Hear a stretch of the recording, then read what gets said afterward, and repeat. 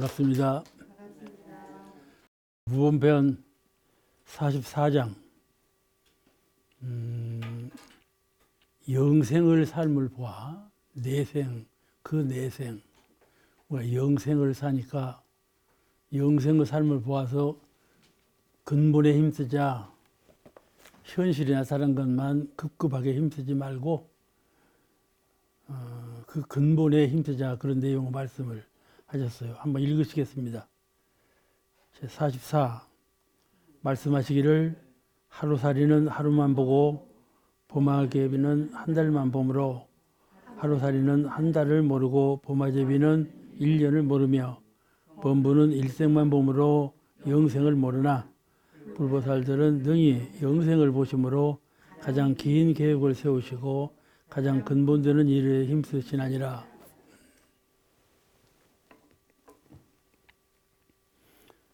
불보살은 영생을 밝게 바라보기 때문에 현생의 일 밖에 따로 계획을 세우고 현생 일 밖에 또 따로 계획을 세우고 가장 영구적이고 근본적인 공부와 사업에 힘을 쓴다 하는 것이에요. 그래서 불보살은 내생을 현생의 연장선에서 봐. 내생을 현생의 연장선에서 봐. 현생 사는 것처럼 내생 또 살게 되는데 거기에 그치지 않아. 아시겠죠? 금생 사는 것처럼 내생 또 산다더라. 그렇게 살면 되지 뭐. 이 세상은 이제 다 늙었다. 빨리 죽자. 그래 내생에 또 새 몸 받고 와서 살면 되지. 이 막연한 이런 생각. 아시겠죠? 금생 죽고 죽은 후에도 내생 와가지고 새 몸 받아서 내생 살면 되지. 막연한 이 생각. 그 생각으로 이제 사는 분도 많이 있어요. 그런데 그러지 아니하고 내 생에는 내가 이렇게 되리라 하는 목표가 있어. 아시겠죠? 진급 목표가 서원을 더 세워. 그래서 그 목적의식에 맞도록 공부와 사업을 계획적으로 한다 말씀이에요. 이렇게 훨씬 더 강한 그런 공부하는 마음으로 진급할 마음으로 해 나가는 것이죠. 그건 내 생에는 내가 이렇게 더 하리라 하는 마음이에요. 서원을 원력으로 하는 것이죠. 목적을 따로 세워. 후생에는 내가 이렇게 하겠다 하는 목적을 따로 세워. 그런 그 불보살은 그렇게 그 근본에 힘쓰고 영생사를 위해서 더 계획을 세워서 힘쓴다, 그런 말씀이고, 보통 수도인은 사막으로 취사해서 현실의 복락을 얻는데 그치나 현실 사는 것도 급급한데 사막으로 현실을 잘 조절해서 그 일에 아주 그 죄회가 없도록 잘 산다 말씀이죠. 그런데 불보살은 더 근본적인 3대력을 완성하는데 역점을 두고, 그죠? 사막으로만 해결했는데 해결사가 아니고 수양, 연구, 취사로 온전한 생각으로 취사를 잘하는 공부로 경계에 따라서 다 이렇게 원만하게 해결해 가자, 이런 공부심으로 사는 분도 훌륭하지만은 마음에 3대력을 증장해서 성불하리라. 3대력을 증장해서 성불하리라 하는 후생사, 내후생사, 좀 더 계획적으로 성불 계산을 계획적으로 세워서 공부를 한다면 3대력 쌓는데 훨씬 더 많은 공을 들이게 된다 그 말이죠. 그렇죠? 그게 여기에 붙었어. 힘력자가 붙었어. 우리는 사막으로 매사를 취사하자 하는데 그치는데 3대력으로 그걸 후생에 더 적극적인 공을 들여가지고 그 힘을 얻는다는 말씀이죠. 우리 시향타원님 박은국 종사님이 벤의 훈련을 계시는데 늘 손을 닦으시면서 새벽이면 또 기도로 올라가셔. 그 노인 양반이 그 깔끔하게 이렇게 벤의 훈련을 가보면 올라가서 기도 모시는 장소가 있었대. 그 기도 모시는 장소가 그 아주 영남 알프스라고 그러거든. 그 벤의 훈련은 여러 가봤지. 그 산이 1000m 넘는 산이 이렇게 여러 산이 둘러져 있어요. 근데 그 산들을 가장 중심이 되는 땅이라고 믿고 있는 땅이 당신한테 있었어. 당신한테 이 영남 알프스의 가장 중심되는 땅이다 하고 당신이 점찍어 놓은 데가 있다니까 늘 거기 가서 기도를 하셔. 이제 거기를 자꾸 올라가시는 거야. 그러니까 누가 교무가 물어봤어. 아이, 법사님, 그냥 방에서 손을 닦으시면 되는 일을 뭐대로 거기까지만 가십니까? 그러니까 대답이 힘을 얻기 위해서 가네. 그러셨다고 그래요. 그 말씀 들으셨죠? 힘을 얻기 위해서 가네. 이것이 3대 력이에요. 력, 힘을 얻어야 되는 거예요.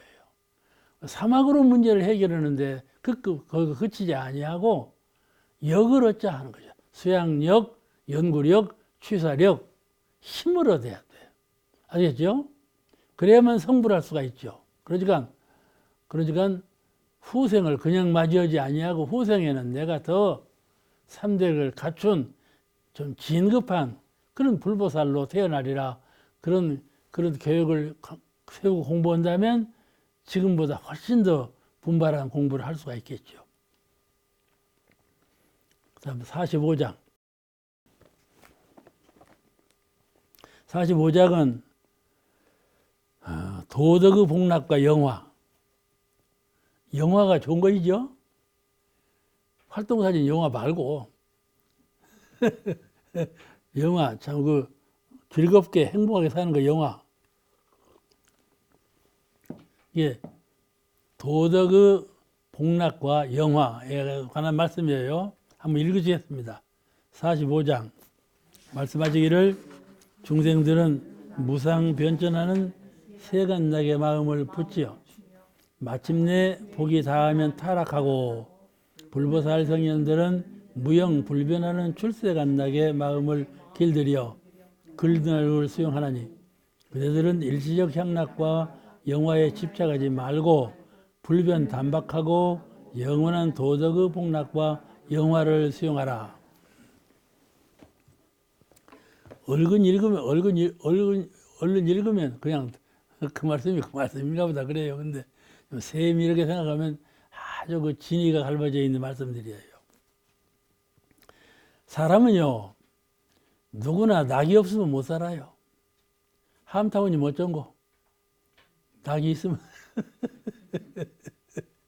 낙이 없으면 못 살잖아요. 사람은 누구나 낙이 없으면 못 살 수가 없어. 낙으로 살아요. 그러면 그 낙이란 무엇이냐? 무엇이 낙이냐? 이렇게 누가 구체적으로 물었을 때 하나는 개인적으로 만족해서 나오는 즐거움. 개인적으로 뭘 구하는데 구하는 것이 구해져.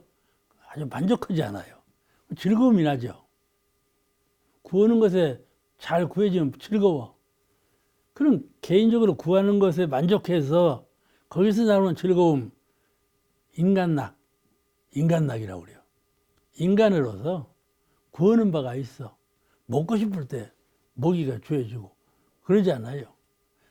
영화 보고 싶을 때 영화를 볼 수 있고 구하는 바인데 구해져. 그 만족해. 그런 즐거운 인간락이 있어요. 그런 즐거움이 있어. 제가 장우석 교당의 교무로 처음 갔는데 장우석 교당이 고래 같은 큰 집이었어. 그것도 집 앞쪽에도 집이 세 채예요. 한가할 때는 저 혼자 있는 거야. 아무도 없어.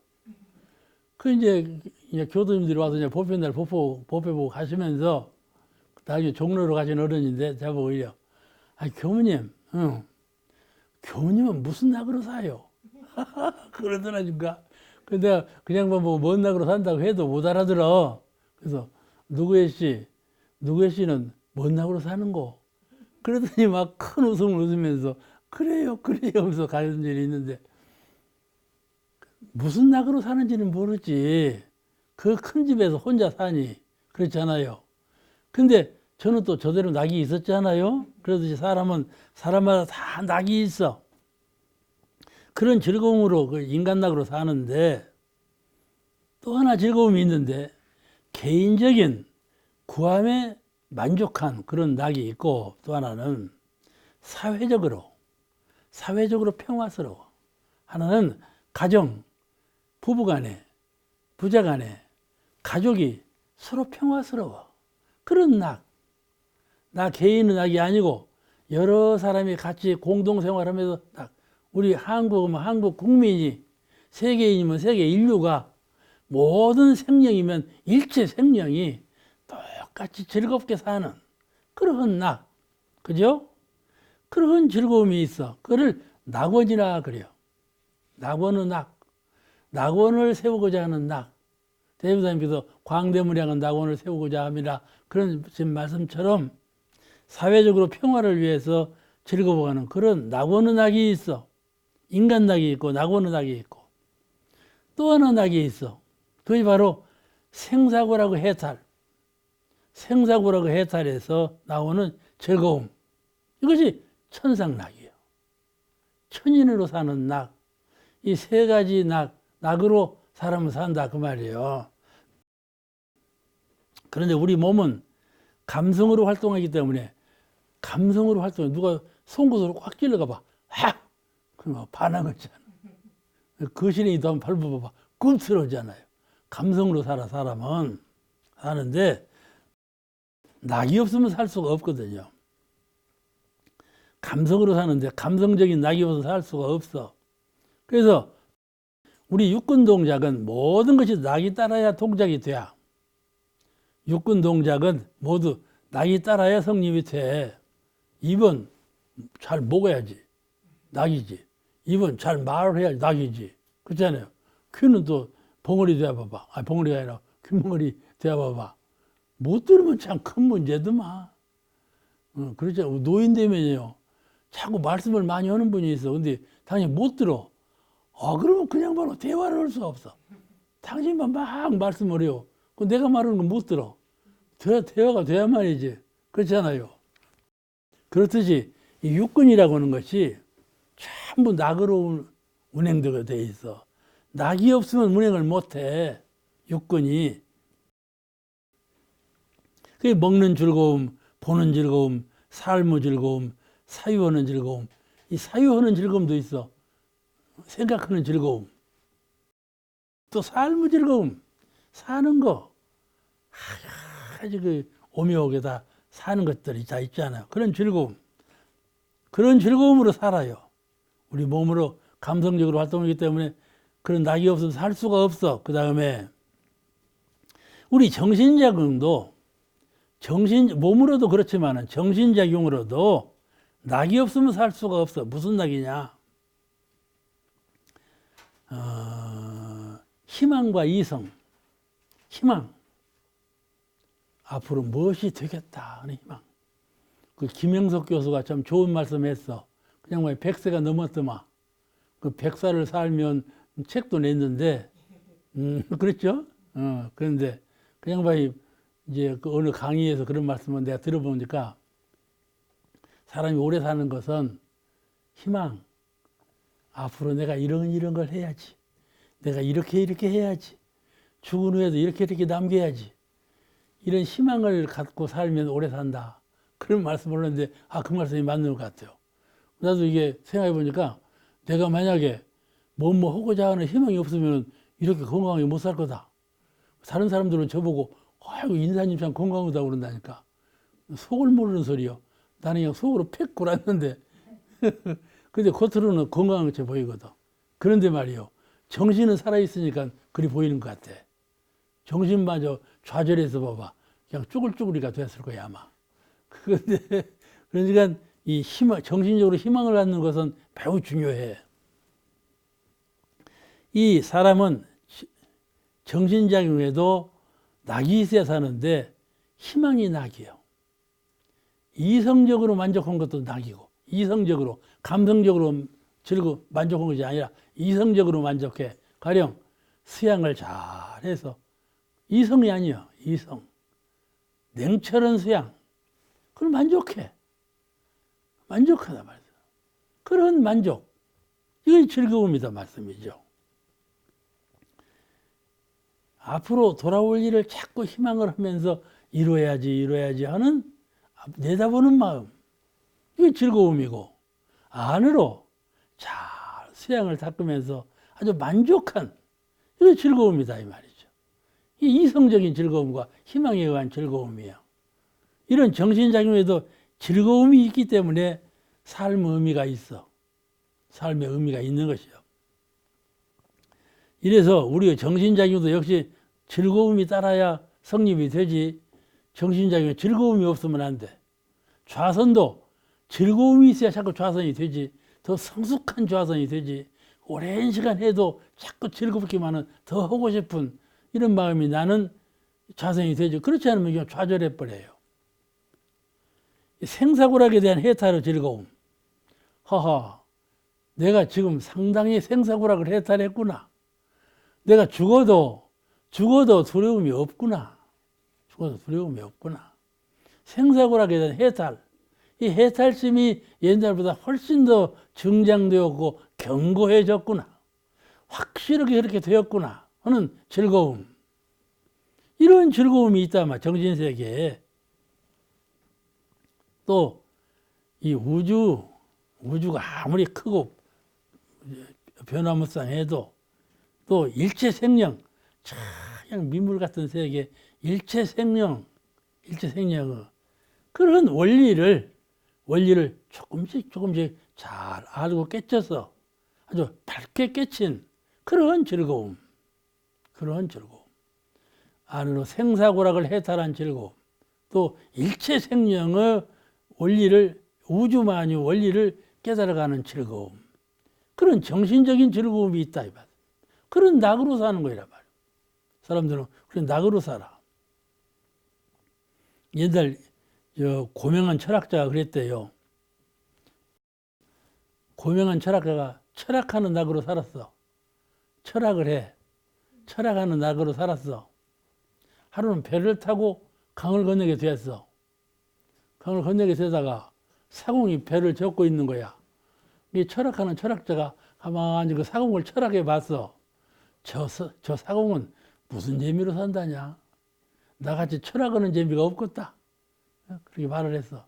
그래서 사공한테 사공을 무시해 본 거예요. 자기는 철학할 줄 알지만 사공은 노만 절 줄 아니까. 사공 불렀어. 예, 당신은 철학에 대해서 아시나요? 철학에 대해서 아시나요? 그러니까 사공이 모릅니다.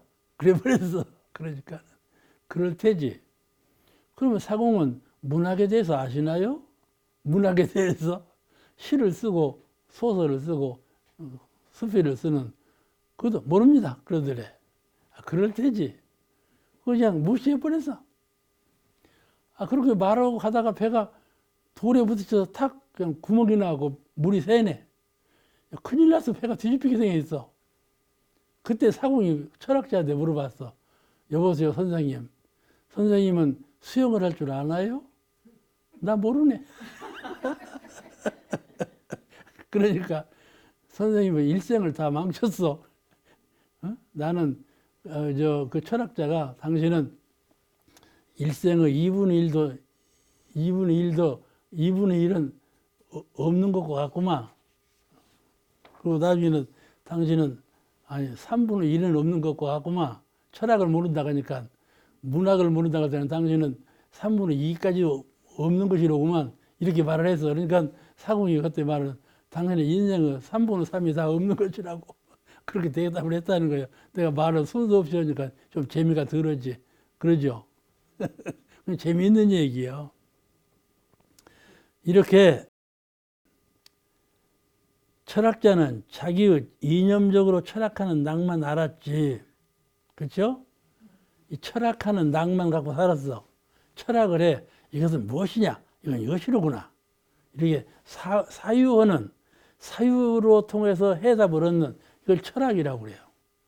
적어도 원인이 무엇이냐? 이것이로구나. 진리적으로, 원리적으로 깨닫는다. 사유를 통해서. 그걸 철학이라고 그래요. 우주란 무엇이냐? 우주란 이런 것이다. 인간이란 무엇이냐? 인간이란 이런 것이다. 이렇게 사유를 통해서 알아차리는 걸 철학이라고 그러는데, 이분은 이념적으로 그렇게 철학하는 재미로 살았어. 철학하는 재미로 살았어.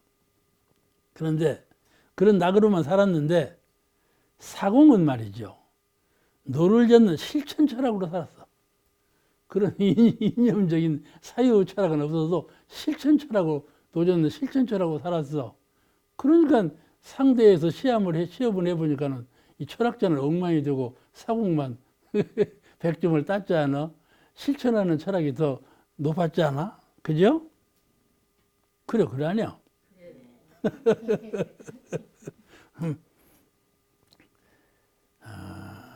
여름에 말이죠. 비가 오면 온 눈에 개구리가 우는 소리가 들려요. 총부에도 요새는 뭐 건물이 많이 들어서 이제 그러지 않지만 옛날에는요. 저 비가 오면요. 가만히 있으면 그냥 사방 눈에서 깨굴 막 그래요. 비가 오기 시작하면. 그런 소리가 들려요. 그런 낭만이 지금 없어져 버렸어요. 그런데 그런 후에 이게 먼 웅덩이가 있으면 웅덩이는 뭐예요? 맹꽁이가 살잖아요. 이게 보면은요, 웅덩이 물은 썩어갖고 말이죠. 아유, 썩은 물이에요, 웅덩이 물은. 그런데 맹꽁이가 맹꽁 그러잖아요. 그 즐겁다는 소리예요. 매우 즐겁다, 살기 좋다. 그 더러운 물에서 맹꽁 하거든요. 그렇잖아요? 맹꽁이 노래예요. 유창하게 우려내죠. 그 맹꽁이는 맹꽁이대로 즐기는 낙이 있거든요. 모두가 다 자기 멋대로 자기 입장에서 즐기는 낙이 있어요. 그 낙으로 살아요. 사실은요, 그 낙 때문에 사람은 사람이 되고 맹꽁이는 맹꽁이가 되고 구렁이는 구렁이가 된 거예요.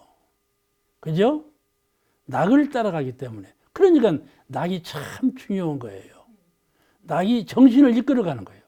낙이 모든 것을 다 끌어잡아당기는 거예요. 그 낙이라는 건 이렇게 중요한 거예요. 그래서 이제 구류중생이 생긴 것이거든요. 이 구류중생의 세계, 생명의 세계에서 낙은 매우 중요한 것이에요.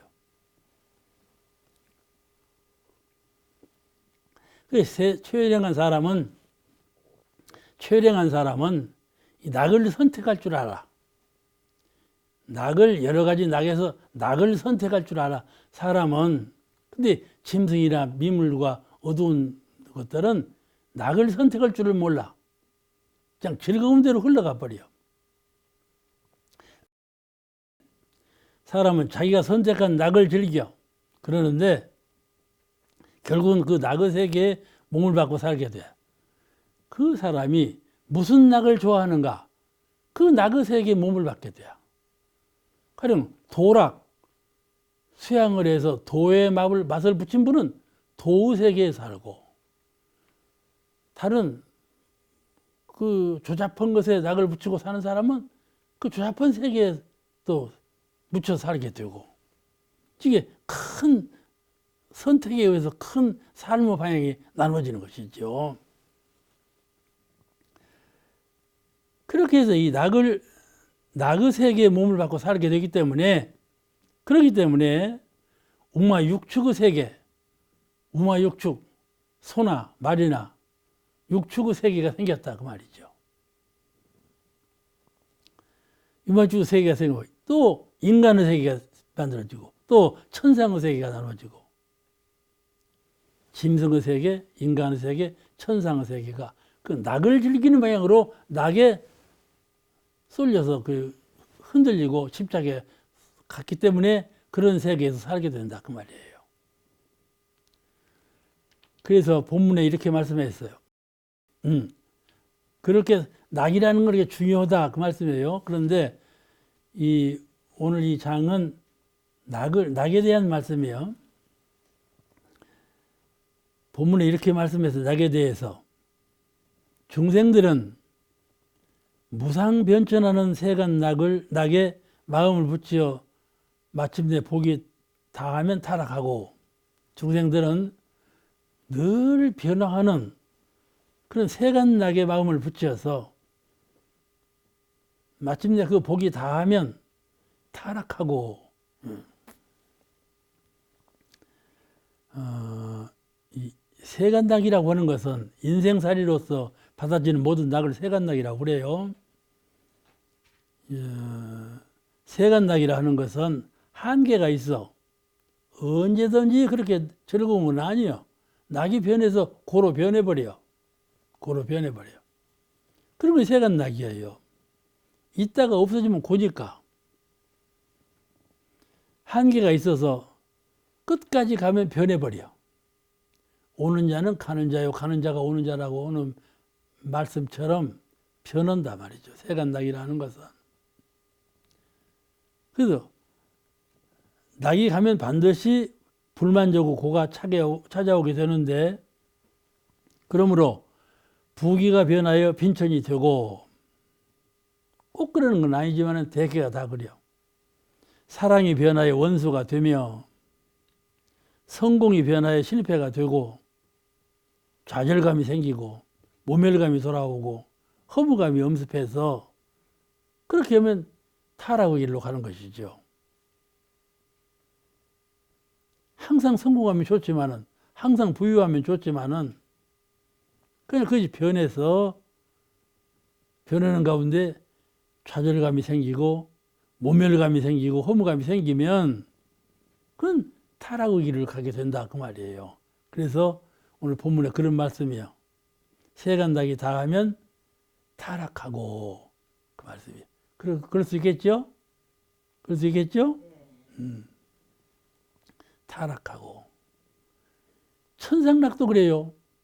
천상낙도 천상낙이 닿으면 인간으로 타락하는 것이죠.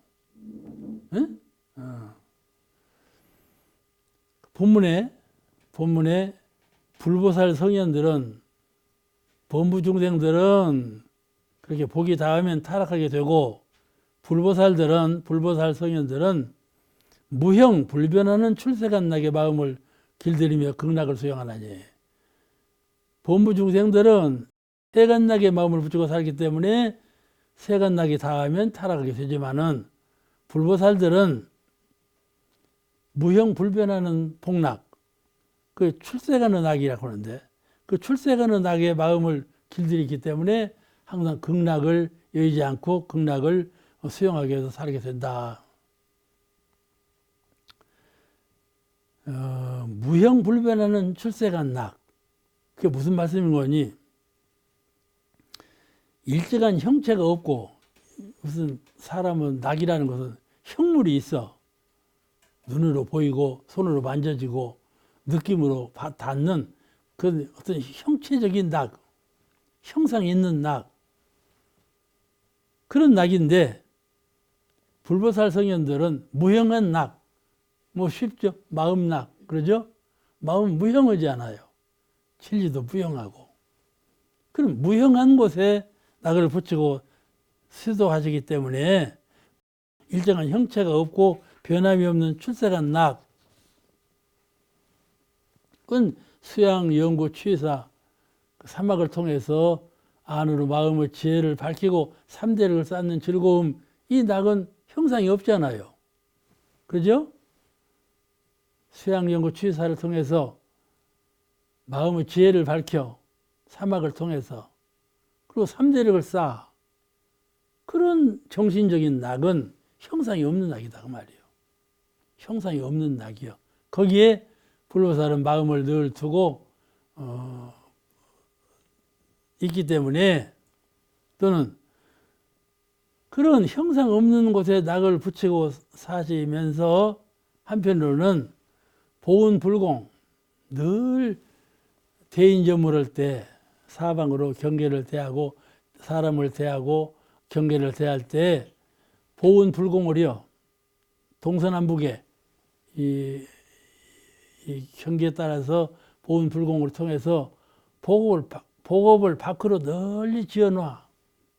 복업을 밖으로 널리 쌓아. 그런 즐거움을 갖고 있다. 한편으로는 형상 없는 마음에 삼대력을 쌓는 즐거움, 한편은 밖으로 만 세상을 통해서 복업을 밖으로 쌓아, 보은불공을 통해서 그런 즐거움을 갖고 산다. 불보살은. 이것을 출세간 낙이라고 그래요. 출세간 낙이라고 그래요. 세간낙하고는 반대예요. 불보살은 이와 같이 출세간낙을 선택해서 공을 들인다. 불보살은 출세간낙을 선택해서 세간낙을 선택하지 아니하고 출세간낙을 선택해서 공을 들이기 때문에 불교인은 최고 이념인 우리 불교인의 최고 이념인 극락을 수용할 수가 있는 것이죠.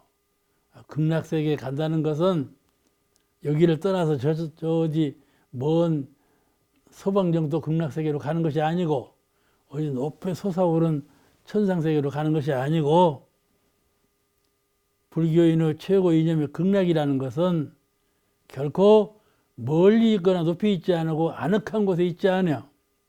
다만 형상 없는 마음의 세계 3대력을 쌓는 자리, 그 자리에 출세간낙이 그 자리에 있는 것이죠. 그 자리에 공을 들인다 이 말이에요.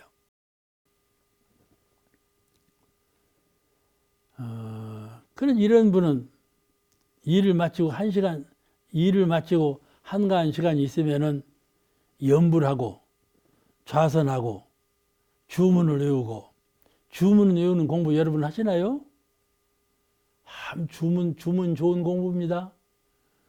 지금 원불교는 여러 가지 수행 공부를 다 하시지만 옛날에 천도교, 정상교 이런 종교들은 주문 종교예요. 주문 종교. 그럴 만큼 주문이 영향력을 크게 행사를 하는 종교라고 볼 수가 있는데 우리 원불교에서는 그렇지 않죠. 병진 원만한 공부를 하기 때문에 그렇게 특별히 한편에 치우친 수행을 안고 있지만은 주문은 참 아주 우리 수행에 굉장한 역할을 하는 공법이에요. 주문을 가벼이 하려서는 안 돼요. 그죠? 혜성님은 잠 안 오실 때 어떻게 해요? 그렇죠. 먼저 청정주를 이론상의 경지를 고요히 상념에 그리면서 청정주를 막 바삐우지 말고 한가하게 외워. 한가하게. 막 그냥 집념을 가지고 소나기처럼 외우지 말고 한가하게. 잠이 그냥 저절로 오는 거야. 그건 잠이 안 와도 수양력이 쌓여. 그게 얼마나 좋습니까? 이 잠이라는 것은 심신간에 평온해지는 상태, 평상적인 아주 평화로운 상태로 돌아가면 잠이 오는 거거든요. 그 상태가 아닐 때 잠이 안 오는 것이니까 그 상태로 돌아가는데 이 주문이 그런 좋은 역할을 해줍니다. 주문.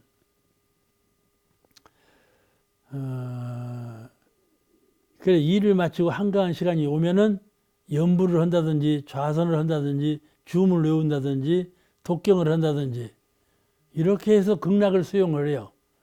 극락은 사후에 저 요원한 세계로 가는 것이 극락이 아니고 잠시 그때 주문을 외우고 독경을 하고 염불하고 좌선하고 이게 닦으면 바로 그때가 극락이니까 그런 극락이 연속으로 되면 이제 그건 극락세계가 되는 것이죠. 극락을 따로 구하지 말고 그때가 바로 극락이에요. 그래 극락과 지역이 어디 있는가 하면은 공부할 시간이 돌아오면 미리미리 할 일을 마치고 공부할 시간이 돌아왔는데 일이 생겼단 말이에요. 그러면 일 때문에 공부를 못해요. 그러면 이제 일에 묶여갖고 극락을 수용을 못하죠. 근데 지혜로운 사람은 공부할 시간이 돌아오기 전에 일을 미리미리 다 해놔. 그리고 보표를 본다든지 공부할 시간이 돌아오면 그 공부한 시간에 집중을 해. 그러면 극락을 수용하는 것이죠. 그렇죠? 일은 미리미리 해놓고 공부할 시간을 딱 지키면 그러면 극락을 수용하는 것이란 말이죠. 그렇지 않으면 극락을 수용하지 못하는 거예요. 극락은 그냥 우연히 되는 것이 아니고 노력해야 극락을 수용할 수가 있어요. 근데 어떤 분은 그러지 아니에요. 그러지 않고 할 일도 많은데 공부 시간이 또 돌아왔네. 그런 말이죠. 그렇지 않아요? 할 일도 많은데 공부 시간이 또 돌아왔네. 그 제삿날 돌아오는 것처럼. 마음속에 그 마음이 나오면 지옥이라. 아시겠죠? 아시겠죠? 얼마든지 우리 주변에 있는 일이에요. 공부 시간이 돌아왔는데 공부 시간이 즐겁지가 않아. 할 일도 많은데 그 공부 시간 또 돌아왔네. 이렇게 생각이 이렇게 돌아가면 그건 지옥이요. 미리미리 준비해 놓고 공부 시간을 지키는 거. 그걸 극락이다 맞습니다. 그런 생활은 극락이요. 극락을 다시 찾을 필요가 없어.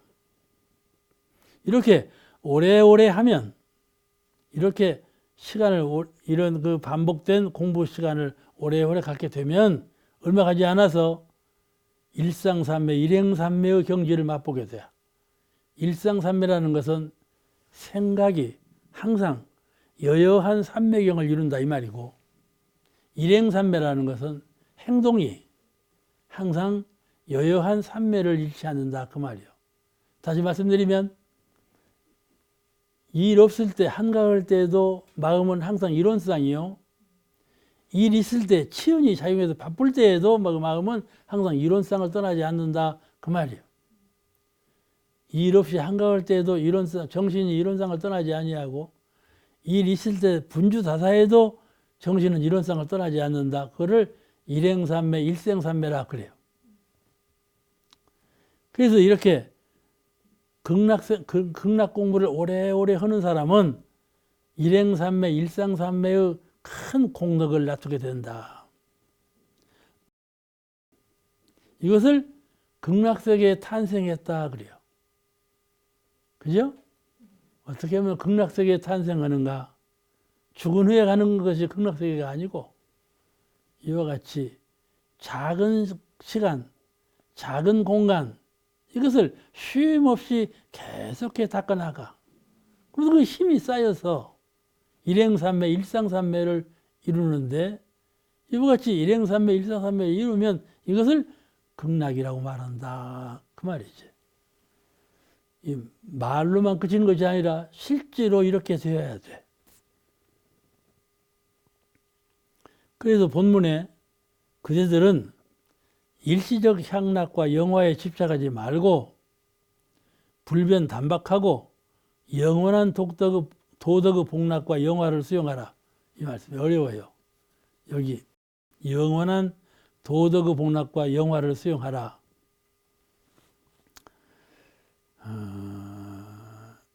이 말씀은 이 세상에는 의무와 책임을 다하는 것이 중요해요. 그런데 의무와 책임을 다하고 한 사람은 인간으로서 성공하고자 하는 목적을 성취하는 데 심혈을 다해요. 사람이 나는 이것을 한번 해봐야 되겠다. 그 해봐야 되겠다. 그 일에 집중해서 일하면서 성공하면 그 심혈을 다해서 성공하면 그걸로 이제 낙을 이루죠. 낙을 이루어. 그러나 인간의 영어와 그러나 이 인간의 그 목적을 인간사 이런 인간사에 또는 영화에 집착하지 말고 그것은 결국 무상하게 된다 이 말이죠. 인간적인 성공을 해서 이룬 바는 곧 실체가 없게 돼. 무상으로 돌아가. 온 것 같지만은 결국은 도망가 버린단 말이에요. 그러니까 실이 없죠. 인간락은 다 모두 다 그래요. 또 돌아가면 다행인데 돌아가지 아니하고 그것이 고로 변해버려요. 내가 갖고 있는 것이 고로 변해요. 고난도 고로 변하고 부유도 고로 변하고 건강도 고로 변하고 갖고 있는 것이 고로 변해요. 그럴 수가 있어요. 이렇다면 그걸 낙이라고 할 수가 없지 않겠냐 말이요. 그러니까 스토인은, 불보살은 항상 담담하고 담박한 그런 낙에 즐거움을 두어서 이게 마음과 도에 늘 즐거움을 두고 그를 떠나지 말라, 그런 말씀이죠. 그러면 그 낙이 영원한 낙이 되고 고로 변치 않는 담박한 그런 낙이 되기 때문에 이것을 도덕의 복락이라 그러네. 도덕의 영화라 그런다. 그러면 너 이 도덕의 복락과 도덕의 영화란 무엇인가 하고 좀 더 구체적으로 얘기해 본다면은, 도덕의 복락이라는 건 뭐인가 하고 구체적으로 생각해 보냐면은, 하나는 본래 생멸이 없는 이론상 마음을 잘 수호하는 거, 이 복락. 그러니까 세상 복락은 왔다가 가고 온 것도 변하고, 이래서 혹은 고를 주고 혹은 낙을 주고 이렇게 변화무쌍인데, 그러지 아니하고 담박한 도의 복락을 얻는다는 것은 생멸 없는 이론상 마음을 잘 수호를 해요. 밖의 것으로 복락을 주체를 삼지 아니하고 안으로 생멸 없는 영생의 내 마음의 근본을 잘 수호를 해요. 잘 지켜. 어떻게 지키는가 하면은, 사람들은 경계를 돌아올 때 경계의 마음을 뺏겨가지고 거기에 다 집착해서 산단 말이에요. 그 물에 흔들리고 물들어서 살아. 그런데 거기에 흔들리거나 물들지 아니하고 늘 영원 불변한 내 적적성성한 마음자리를 속마음으로 잘 지켜. 잘 지키면 그것이 바로 담박한 도락이라고 말씀이죠. 도락이요. 그 도락은, 그 복락은 빼앗길 일도 없고, 그 복락은 변할 일도 없고, 그 복락은 고로 변하지도 않고, 그 복락은 또 어떤 일로 인해서 빼앗기는 일도 없고, 허무하지 않다. 세상의 복락은, 모든 복락이 다 오면 가고 왔을 때 변하고 종결이 변하거나 돌아가 버리고 마는 것인데, 세상 복락은 다 그런 건데, 그러니까 어느 분이 그랬다고 그래요. 이번에 원록에 계시는 한 분이 당신 누나를 만나러 갔어. 근데 누나가 더 공부심이 장해. 그래서 그 누나가 그러시더래. 사람은 본래 공술에 공수고 빈손으로 왔다고 빈손으로 간다고 그러는데 그렇지 않다.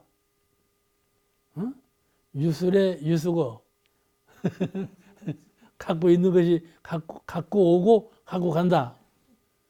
그것이 진실이다. 그렇게 말씀을 하더래. 그래서 이 양반이 듣고 놀랬어. 아, 우리 누나가 뭔 말씀을 그렇게 했느냐.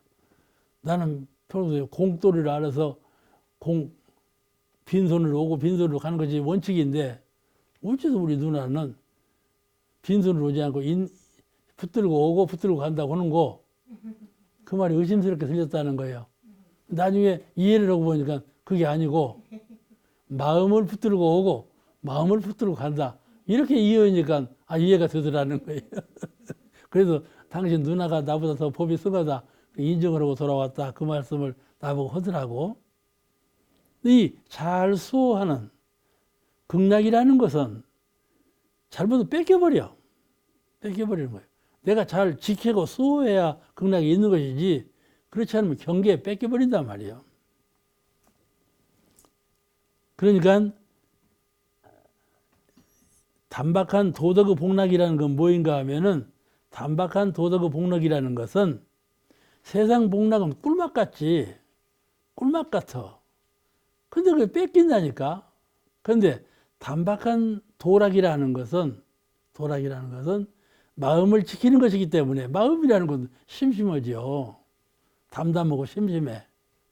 근데 그 마음을 지키는 그 낙이야말로 뺏김이 없는 항상 여여불변한 낙이다 그 말이에요. 그러면 형상이 없고 단박한데 무슨 낙이냐? 세상은 그래도 단맛이라도 있으니까 낙이라고 하지만은 마음은 단맛도 없고 담담한데 뭔 낙이야? 그걸 뭘 낙이라고 할 수 있어? 그러지 아니하고 단박한 그 마음을 잘 지키고 나면 광명, 위력, 자유. 아시겠죠? 광명, 위력, 자유. 다 그 안에 갈마져 있다 말씀이죠. 그러니 즐겁죠. 그러니 즐겁죠. 이 즐거움은 뺏길 수가 없는 거예요. 누가 뺏어갈 수가 없는 즐거움이에요. 이런 즐거움을 영원한 즐거움이라고 하니 영락이요. 영락. 이 영락은 기독교 말인데 영락이요. 그러므로 이런 낙을 우리는 천복이라 그래요. 또는 천상낙이라 그래요. 천복. 천복이라는 것은 하늘처럼 빈 복이요. 하늘은 텅 비었어. 가득 차지 않았어. 인간낙은 가득 찬 것으로 낙을 삼는데 하늘복은 텅 빈 것으로 낙을 삼아. 이것이 단박한 낙이에요. 단박한 낙이라야 변함이 없고 단박한 낙이라야 그 가운데 빛이 있고 자유가 있고 해탈이 있다 그 말씀이죠. 그런 낙이에요. 그러므로 수도인은 항상 이와 같이 빼앗기지 않는 나한테 충만해 있는 그런 단박한 마음낙을 즐긴다. 그런 말씀을 하시는 거예요. 또 하나는 이 단박한 도덕의 낙이라는 말은, 복락이라는 말은 하나는 그런 것이고, 두 번째는 이미 세상에서 받고 있는 낙, 이건 이제 물질적인 낙, 뭐 활량이 있는 낙이에요. 분량이 있는 낙인데, 그런 세상에서 받고 있는 낙을 받을 때 중도에 이렇게 분수에 맞게 하고 중도에 맞게 해요. 과불급을 하지 말고, 과하게 빼앗으려고도 말고, 이 마음을 과하게 쓰지 마라. 있는 것에 부족함을 느끼고 더 이렇게 마음을 쓰지 마라. 사람은 하나가 있으면 둘이 있으면 셋이 있으면 이렇게 자꾸 욕심을 내 분해 없이 중도를 지키지 못해요. 그러니까 그러지 말고 세상의 복락이라는 것은 중도에 맞게 수용하라. 좀 많이 있다 싶으면 나누어줘. 분에 맞게 하라. 자기 분에 맞게. 분이라는 것은 자기 정신 역량이에요. 정신 역량이 미치지 못하는 사람은 물질을 많이 수용하면서 그 물질은 자기의 큰 손해가 가요. 큰 고통을 줘요. 근데 정신 역량이 큰 사람은 아무리 큰 물질이 돌아와도 그 물질은 나한테 해롭지 않거든요. 해롭지 않아요. 그냥 먼저 키울 것은 정신 역량이에요. 정신 역량. 이것을 분이라고 그래요. 자기 분에 맞게. 아시겠죠? 대종사님께서는요, 한 물건도 수용하지 않았죠. 아무것도 하고 계시지만 전 회상을 갖고 계시고 전 우주 생명을 다 품에 안고 계시잖아요. 그와 같이 정신 역량이 큰 분은 아무리 큰 복락도 나중에 소멸되지 않아요. 항상 중도에 맞게 그 자리에 있죠. 이런 낙을 취하라고 말이에요. 사람이 불보살이 되면 이렇게 분에 맞게 중도에 맞게 복을 수용하면 그 복은 영원히 누구한테 빼앗기지도 않고 항상 지킬 수가 있어. 현실적인 낙도 그렇다 그 말이에요. 이 형상 없는 낙, 마음 낙도 그러고 형상이 있는 현실적인 낙도 그렇다. 그게 천상낙이라 한다. 그것은 있어도 과도한 소모가 없어서 용심을 잘해. 있는 것은 나눠주고 없는 것을 구할 때에도 분수에 맞게 하고 용심을 잘해. 욕심을 하지 아니하고. 용심을 잘하면 그것이 천상낙이라. 천상낙은 꼭 형상이 없고 형상이 있고 이것이 아니고, 형상하면 마음낙도, 형상이 있는 물질적인 낙도 전부 천상낙이에요. 아시겠죠? 천상낙은 꼭 물질이 없고 정신적인 낙만 천상낙이라고 하지 않아요. 오늘 여기까지만 끝내요. 다음 시간에 배울게요.